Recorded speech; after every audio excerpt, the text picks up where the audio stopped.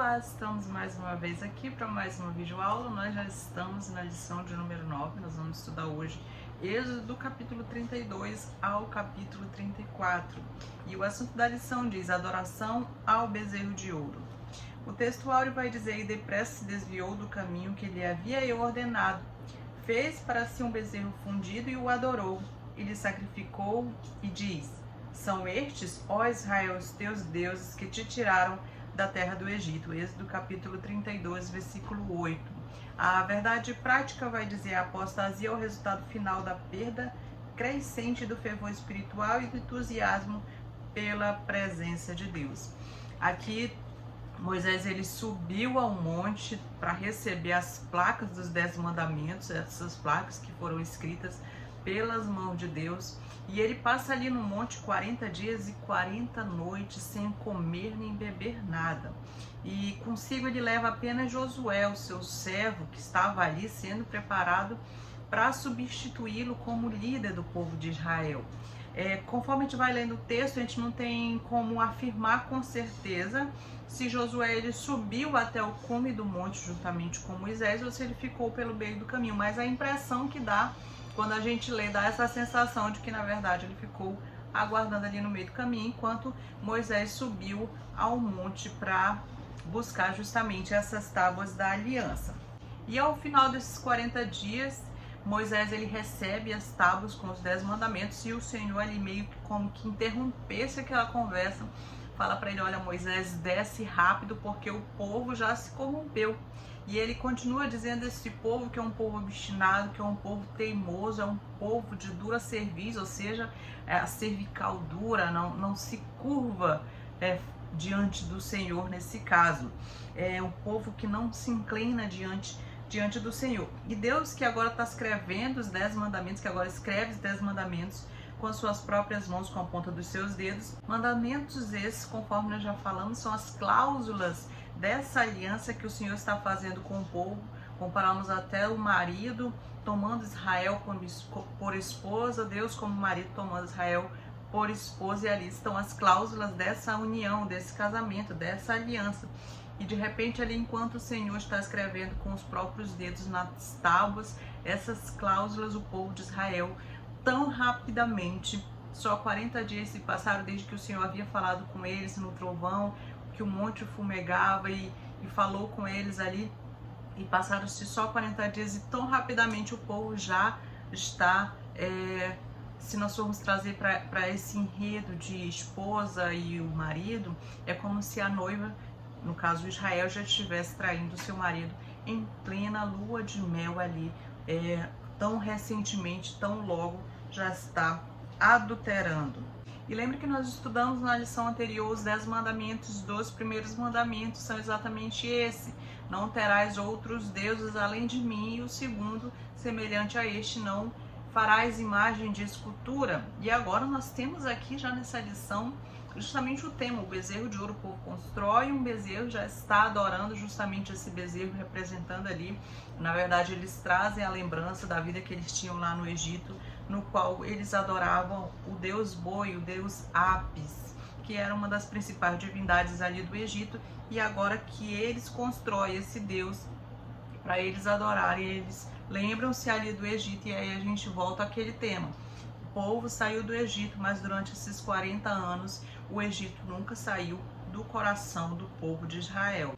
Então o povo, vendo ali que Moisés estava demorando aos olhos dele, esses 40 dias e 40 noites, aos olhos do povo de Israel, ele estava demorando muito. Então ele foi ali juntamente com Arão, que a gente ficou responsável pelo acampamento, pelo povo de Israel. E quando Moisés subiu para o monte, foi justamente Arão e Hu.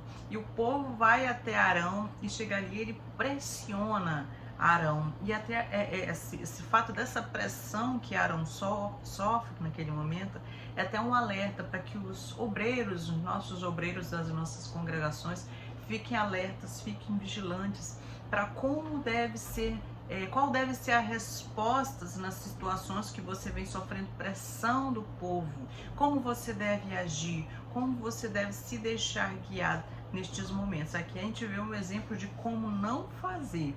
Arão fez algo que não deveria ter feito, ele deveria ter buscado ouvir a voz de Deus e se permitir ser guiado por Deus, mas não, ele cedeu à pressão do povo. Então aqui a gente aprende com esse exemplo que está registrado na Bíblia, como não agir como um obreiro, um líder, não agir diante das pressões do povo.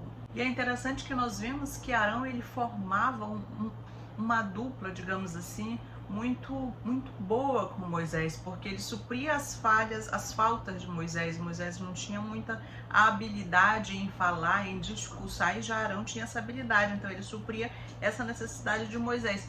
Porém, quando Moisés se afastou e deixou ele na liderança, a gente vê que ele demonstra aqui uma inabilidade na hora de liderar e se manter firme na sua posição do que o Senhor havia mandado que eles fizessem. E entre as suas principais falhas está, entre elas, essa justamente de ceder à pressão do povo e fazer um ídolo ali para o povo adorar. E isso foram causados pela sua incapacidade ali que ele demonstrou em ficar sozinho, em ficar à frente do povo, a ficar sem um líder para que ele tivesse aquele direcionamento mais direto. E também é interessante, se a gente continuar a leitura, a gente nota um certo desprezo do povo por Moisés, uma certa desvalorização daquela liderança que Deus havia colocado ali pelo modo que eles falam de Moisés, desvalorizando assim a sua liderança e não levando em conta o que Moisés lutou por eles. E o pior, eles sequer se referem ao nome do Senhor quando diz quem os tirou do Egito. Quando eles vão se referir a esse acontecimento de quem os tirou do Egito, eles dizem que foi Moisés. Moisés, aquele que nos tirou do Egito, demora muito. Ou seja, eles não mencionam, eles não chegam sequer a mencionar o nome de Deus como aquele que os tirou do Egito. Segundo as palavras do próprio povo, quem os tirou do Egito foi Moisés, não reconhecendo assim que Moisés era apenas um instrumento usado por Deus, mas quem os havia tirado do Egito era o próprio Deus. E nesse momento eles se esquecem disso e dizem que simplesmente foi Moisés que os tirou do Egito. E ali, ao relembrarem de quem os tirou do Egito, eles deveriam reconhecer que foi o Senhor que o havia os tirado do Egito com braço forte e dar glória justamente a Deus. Mas não, eles vão a Arão e pedem que façam um Deus para que eles possam cultuar, um Deus para que eles possam dizer: esse Deus nos tirou do Egito, tirando assim a glória do Senhor. O tópico 1 vai dizer o bezerro de ouro. Agora Arão vai dizer para o povo, agora que o povo já foi ali com Arão, já pediu que ele fizesse um ídolo para eles adorarem. Nesse momento, Arão ele se posiciona de forma errada e diz o seguinte para o povo trazer todos os seus brincos, todas as suas argolas, todos os seus pendentes, para trazer para ele poder ali trabalhar na confecção desses ídolos. E o povo, a gente vê que ele traz esses pendentes, que ele traz esses brincos, esses presentes que seriam despojos de guerra, porque Deus venceu a guerra contra Faraó, e quem vencia a guerra nesse tempo tinha direito aos despojos. E justamente os despojos de guerra foi esse que o povo de Israel trouxe do Egito. E agora eles vão ofertar para uma divindade que não é o Deus, uma divindade maléfica, uma divindade maligna, que não é o Deus verdadeiro. E ali a gente nota que eles levam aqueles pendentes voluntariamente. Eles mesmos levam voluntariamente, sem que ninguém os force ou que os anime a fazê-lo. Eles mesmos, vindo do seu coração, desejavam praticar esse mal contra o Senhor e desobedecer a aliança que eles acabaram de fazer com o Senhor, a aliança essa que eles firmaram publicamente, como nós já vimos na aula anterior. O subtópico 1 vai dizer por que um bezerro. Êxodo capítulo 32, versículo 4, que diz: este, recebendo-as das suas mãos, trabalhou o ouro com burril e fez dele um bezerro fundido. Então disseram: são estes, ó Israel, os teus deuses, que te tiraram da terra do Egito. Veja o que Arão fez. Aquele bezerro foi obra das mãos de Arão. Arão, ele pegou aqueles brincos, aqueles pendentes, aquelas argolas que o povo havia levado ali para ele, ele derreteu todo aquele ouro, colocou no molde e deste molde ele fez o bezerro de ouro. E é interessante nós lermos já para nós conectarmos um versículo ao outro, que quando Moisés desce do monte, que ele encontra Arão e pergunta por que o que esse povo fez para que tu fizesses ele cometer tão grande pecado. Arão, ele vai ali, ele não vai contar a história pela metade, digamos assim, que aqui nós estamos vendo o que de fato aconteceu. Arão recebeu os brincos, Arão derreteu os brincos, colocou em um molde e ele mesmo com as suas mãos fabricou ali aquele bezerro de ouro.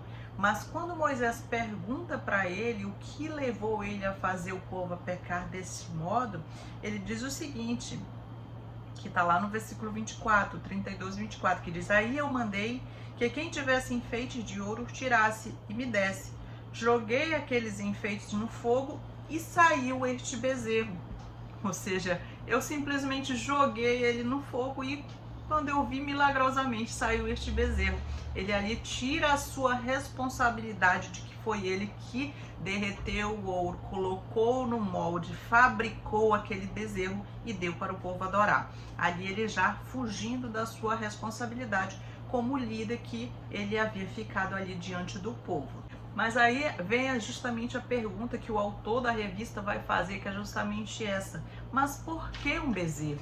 E o próprio autor da revista ele vai nos responder e vai nos relembrar que a principal divindade do Egito, uma das principais divindades do Egito, era justamente o boi Apis. E é interessante notar que na parte B do versículo 32, capítulo 32, versículo 4, que nós lemos, diz: são estes, ó Israel, os teus deuses que te tiraram do Egito. Então aqui a gente vê uma forma no plural, ele se refere àquele bezerro, mas refere-se a ele numa forma plural. E a gente lembra que tinham duas principais divindades que tinham essa representação de bezerro, de touro, que era além de Apis, tinha também o deus Ator, que eram representados respectivamente por um touro e por um novilho. E também a gente lembra que os cananeus também, eles adoravam a Baal, que era representado, tinha representação também de um touro, que era símbolo sagrado de poder, que era símbolo de fertilidade, que era estritamente relacionado também com práticas sexuais imorais. Então, para os israelitas, eles achavam ali extremamente normal eles construírem um bezerro para representar o Deus que os havia tirado do Egito, eles que acabaram de receber o mandamento, o primeiro mandamento, que era justamente: não terás outros deuses diante de mim, não farás imagem de escultura. Agora eles estão ali, como quem diz, estamos cansados de um Deus sem rosto e vamos dar um rosto para esse Deus que nos libertou do Egito. Mas ali eles estavam transgredindo o mandamento de Deus e embora eles tivessem acabado de ver todos os milagres que o Senhor havia feito, era muito recente todos os milagres, como o Senhor tirou do Egito com mão forte, como eles atravessaram o Mar Vermelho, como Deus transformou águas amargas em água doce, como fez chover maná, como deu as codornizes para eles. Então, todos aqueles milagres eram todos muito recentes e agora eles desejavam justamente esses deuses que eles eram familiarizados com eles, que eram ídolos familiares para ele, no qual eles podiam ver e eles podiam moldar a imagem que eles quisessem, que eles pudessem imaginar, eles podiam moldar esse Deus. E quando a gente nota que, quando eles falam desse Deus, quando eles se referem ao bezerro chamando de que esses foram os deuses que os tiraram do Egito, quando a gente vê essa forma no plural, a gente dá a impressão como se aquele bezerro representasse um grupo de divindades que os havia tirado do Egito, remetendo assim a memória deles aos muitos deuses que haviam lá no Egito. E interessante também que a gente nota aqui que há um sincretismo religioso, se você puder ler aí o versículo 5, que é quando Arão constrói um altar diante do bezerro e ele proclama dizendo: amanhã haverá um culto ao Senhor nosso Deus, se referindo a Deus. E aí a gente vê o sincretismo religioso, porque Arão está falando como se de fato aquela festa fosse para o Deus vivo, o Deus verdadeiro, o Deus de Israel. E ali a gente nota o sincretismo religioso acontecendo, que a gente vê que é a mistura de deuses com o altar ao Senhor. Ou pelo menos Arão aponta e ele diz que a festa está relacionada ao Senhor, mas o que a gente vai ver na sequência é que não tinha nada de festa ao Senhor. Ali aconteceu simplesmente quebra de mandamentos: não terás outros deuses, não farás imagem de escultura. E no versículo 6 a gente vai ver que o povo se reuniu pela manhã cedo, adorou aquele bezerro, prestou sacrifícios àquele bezerro. Aí diz: depois o povo sentou-se para comer e beber e para folgar. Em outras versões está para se divertir, em outras versões diz para farra. Então aqui a gente vê que essa mesma expressão, ela na tradução do hebraico, ela conota um sentido de sexualidade, como se eles tivessem praticado ali algum tipo de ato sexual, o que era muito comum entre os povos pagãos daquela época, e certamente eles estavam acostumados com isso lá no Egito. E quando a gente fala desse sincretismo religioso, a gente lembra imediatamente do país em que nós vivemos, que é o Brasil, que a gente vê muito isso, a mistura de religiões com o cristianismo. E aí depois vem aquela defesa de que é a estratégia de evangelismo, quando na verdade são simplesmente os arãos da nossa atualidade cedendo às pressões e aos desejos do povo. O subtópico 2 vai dizer decadência espiritual, Êxodo capítulo 32, versículo 7, que diz: então disse o Senhor a Moisés: vai, desce, porque o teu povo que fizeste sair do Egito se corrompeu. Interessante a gente ver aqui que Deus ele vai usar a mesma expressão que o povo usou lá embaixo, aos pés do monte. Lá no versículo 1 você pode fazer essa comparação, quando o povo vai até Arão e diz: Moisés, aquele que nos tirou do Egito, nós não sabemos o que aconteceu com ele. Então o povo está dizendo que quem os tirou do Egito foi Moisés, eles sequer citam o nome de Deus, conforme nós comentamos anteriormente.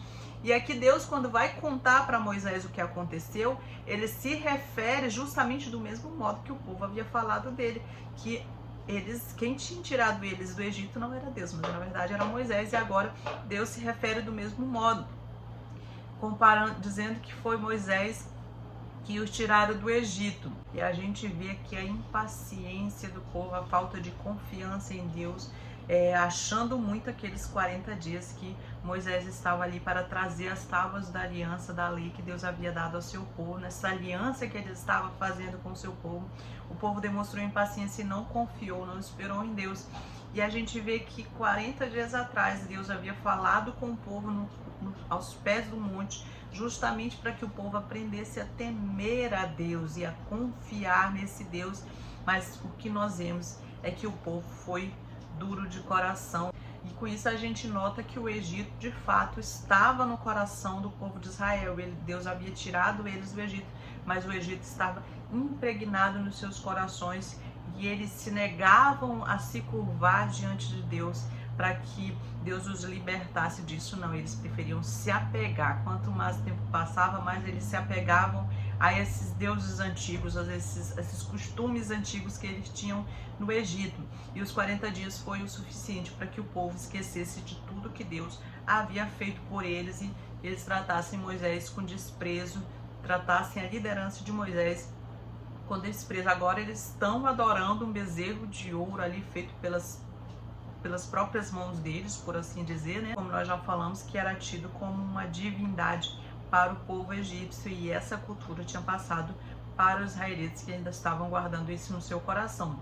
Aí Deus pega esse boi e coloca como um dos sacrifícios a serem ofertados pelos israelitas, como se dissesse: se lá vocês consideravam um boi uma divindade, algo superior, agora vocês vão entregar o boi para ser morto. E lembrando que na praga da morte dos animais também todos os bois morreram ali com aquela praga. E Deus demonstra ali o seu poder diante justamente do Deus Apis, e ele vence aquele Deus que os egípcios acreditavam que era uma divindade. Então Deus já havia vencido eles, para que os israelitas visualizassem e aprendessem didaticamente que aquele Deus era um Deus falso, o Deus verdadeiro era o Deus de Israel, mas mesmo assim eles retornam àquela mesma crença. E o autor da revista vai puxar a questão de que possa até ser que alguns daqueles israelitas estivessem adorando aquele bezerro como se ele fosse de fato o Deus verdadeiro, mas a sua aparente sinceridade não poderia substituir a obediência aos mandamentos que Deus já havia dado a eles, ou não poderia ser também uma desculpa para a desobediência deles. E nós podemos até não fazer ídolos, mas somos frequentemente culpados de tentar ajustar a Deus às nossas expectativas, circunstâncias e aos nossos desejos. É dessa maneira que acabamos adorando a nós mesmos, ao invés de adorar ao Deus que nos criou. A autolatria, tanto hoje como nos tempos dos israelitas, conduz a todo tipo de imoralidade. Procuremos ter a imagem correta de Deus, a imagem bíblica. Para isso, nós precisamos conhecer nosso Deus. Isso se dá ao examinarmos as Escrituras. O subtópico 3 vai dizer desvio precipitado. Êxodo capítulo 32, versículo 8, que diz: E depressa se desviou do caminho que ele havia ordenado. Fez para si um bezerro fundido e o adorou. E lhe sacrificou, e diz: São estes, ó Israel, os teus deuses que te tiraram da terra do Egito. Então aqui Deus avisa, como que quem estivesse uma conversa com Moisés, ele interrompe aquela conversa e avisa que o povo já tão rapidamente já se corrompeu e já está agora adorando um bezerro de metal fundido. E quando a gente fala do bezerro de metal fundido, a gente vai lembrar que na história de Israel teve outros casos em que foram construídos bezerros de metal fundido justamente para dizer que aquele era o Deus verdadeiro que os havia retirado do Egito, que é quando a gente lê lá em 1 Reis, capítulo 12, versículo 26, que vai contar a história que depois da morte de Salomão, o seu filho Roboão ficou ali no reinado e ele começou a cobrar impostos muito pesados, que ele queria ali colocar fardos pesados demais sobre o povo, e aconteceu uma rebelião, e essa rebelião levou à divisão do povo de Israel. Foi quando dividiu-se Israel por Reino do Norte e Reino do Sul, que foi quando Jeroboão, que era o cabeça das tribos do norte e que era da tribo de Efraim, ele ali foi contra Roboão e dividiu o reino. Do lado de Jeroboão ficaram 10 tribos e do lado de Roboão 2 tribos se mantiveram fiéis ao filho do rei Salomão. Roboão ficou com as terras do sul e eles chamaram ali o seu país, o seu reino de Judá, que era o reino do sul. Já Jeroboão ficou com o reino do norte e chamaram o seu nome, o nome da nação dele, chamaram de Israel. E era exigido que o povo descesse a Jerusalém para adorar o Senhor, para ir ao templo adorar o Senhor pelo menos 3 vezes ao ano. Só que aí o que Jeroboão pensou? O povo já está indo 3 vezes ao ano para as terras do sul, e chegando lá possa ser que eles amem mais a Roboão do que a mim e não me apoiem mais. E ele teve uma astuta ideia, ele construiu 12 bezerros de ouro e colocou ali em locais estratégicos, colocou um bezerro de ouro em Betel e outro em Dan, justamente locais estratégicos, para que o povo não fosse mais até Jerusalém, até o templo, para adorar a Deus como era exigido 3 vezes ao ano. E essa coisa toda de bezerro de ouro, ela vem lá do Egito, e note só o tempo que isso perdurou no coração do povo de Israel, porque aqui nós estamos falando após a morte de Salomão, que teve esse acontecimento que Jeroboão construiu esses 12 bezerros de ouro para o povo adorar. Interessante que Jeroboão fala a mesma frase que falaram agora ao construir o bezerro. Jeroboão fala a mesma frase. Ele diz: aqui estão os seus deuses que tiraram vocês do Egito, lá em 1 Reis 12, 28. E se a gente for ver nesse episódio aqui de Jeroboão, já havia passado muito tempo, né, desde o acontecido, mas nesse episódio que estamos estudando, no episódio de Arão, não, tinham passado apenas 40 dias que o Senhor havia falado com ele e eles já tinham se corrompido, ou seja, no seu coração eles voltaram para o Egito, eles não voltaram andando para o Egito. O bezerro de ouro, ele era um símbolo que eles estavam voltando para o Egito. E do mesmo modo nós devemos tomar cuidado para nos analisar se nós saímos do mundo, mas se o mundo saiu de nós, se as inclinações do mundo, se os desejos do mundo saíram de fato de nós. A Bíblia fala que aquele que ama o mundo, o amor do Pai não está nele.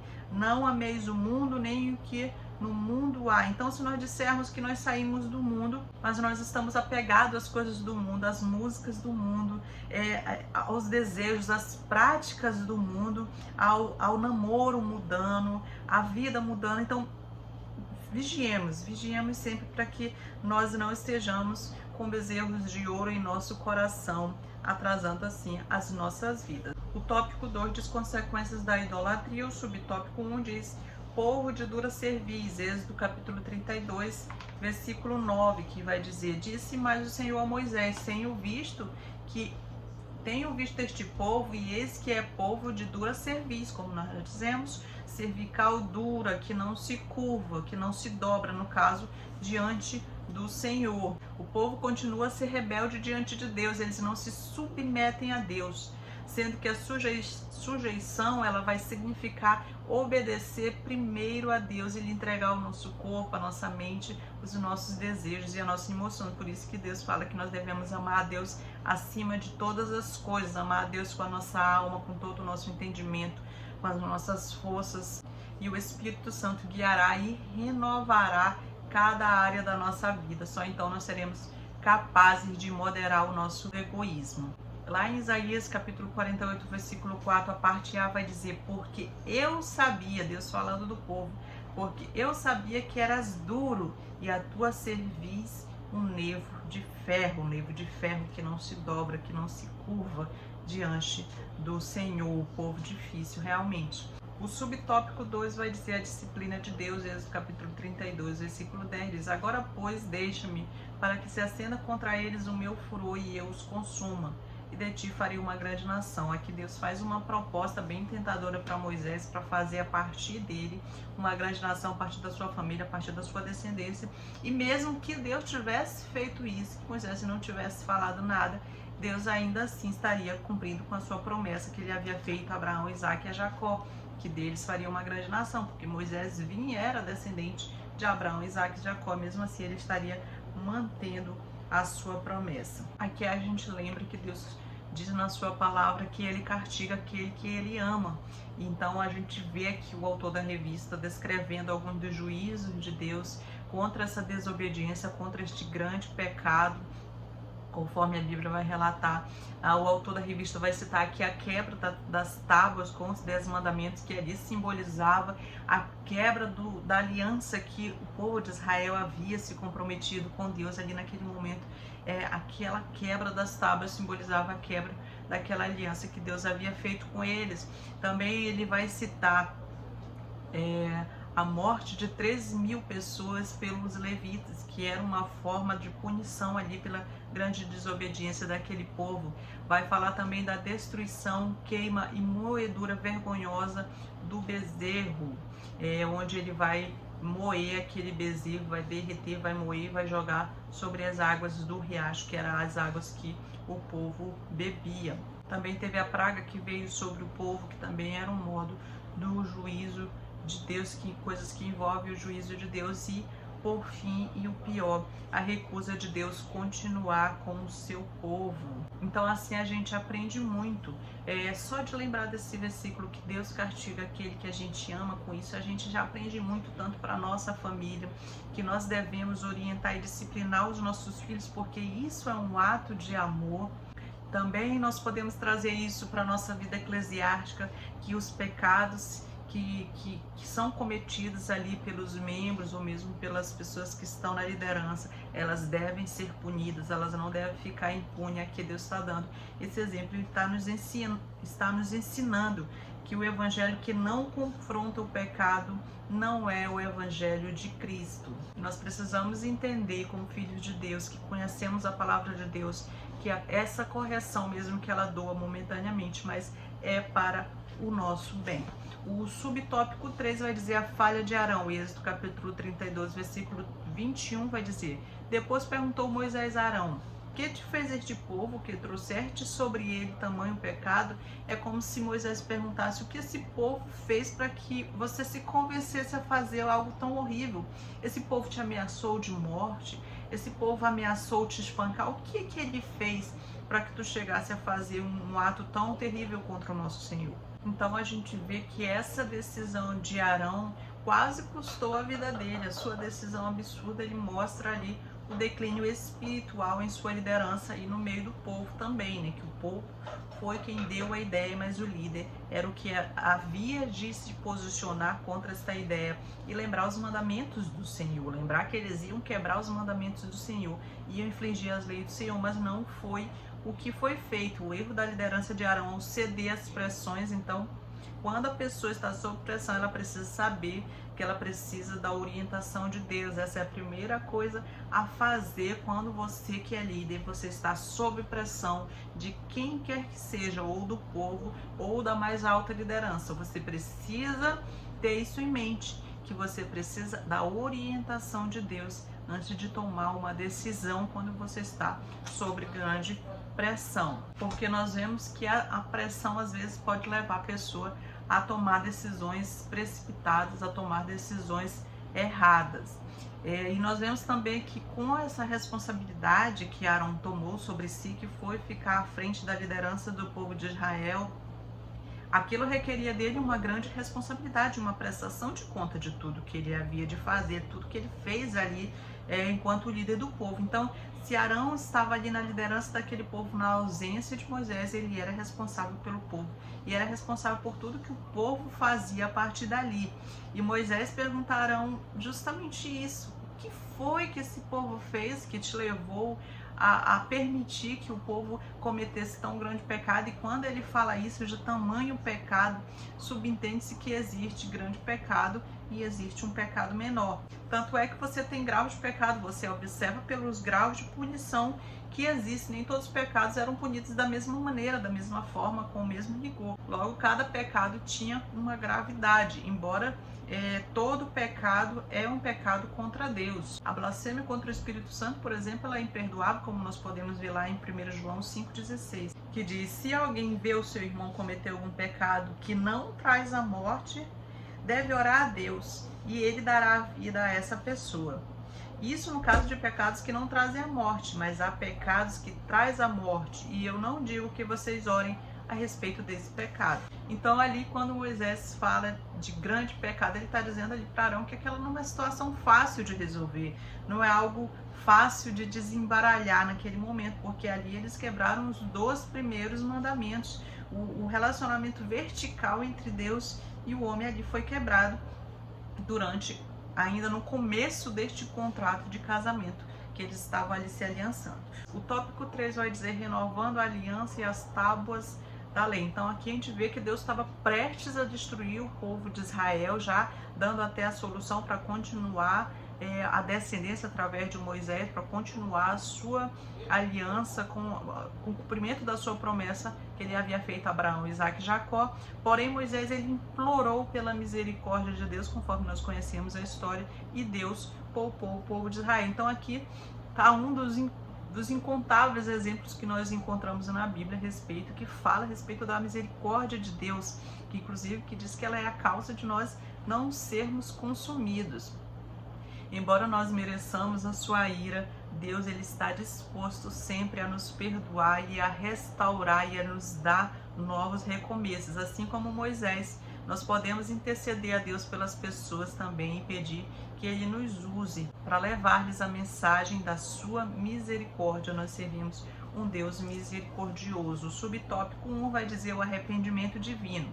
Êxodo capítulo 32, versículo 14 diz: então se arrependeu o Senhor do mal que dissera havia de fazer ao povo. O arrependimento de Deus faz parte daquilo que os teólogos chamam de antropopatismo, que encontram-se na Bíblia.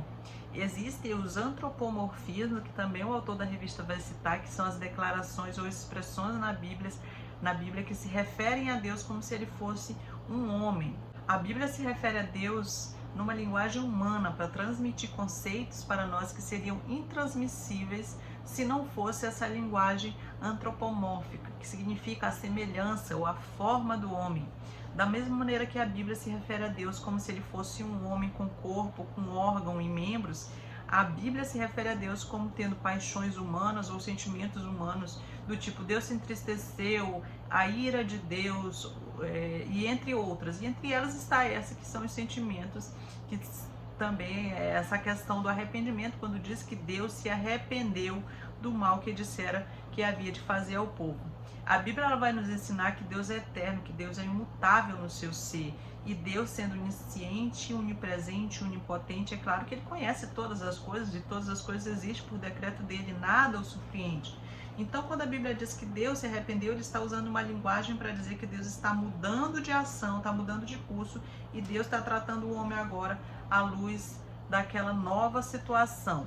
Deus, Ele sabe de todas as coisas e nada o surpreende. A natureza de Deus é santa, é imutável.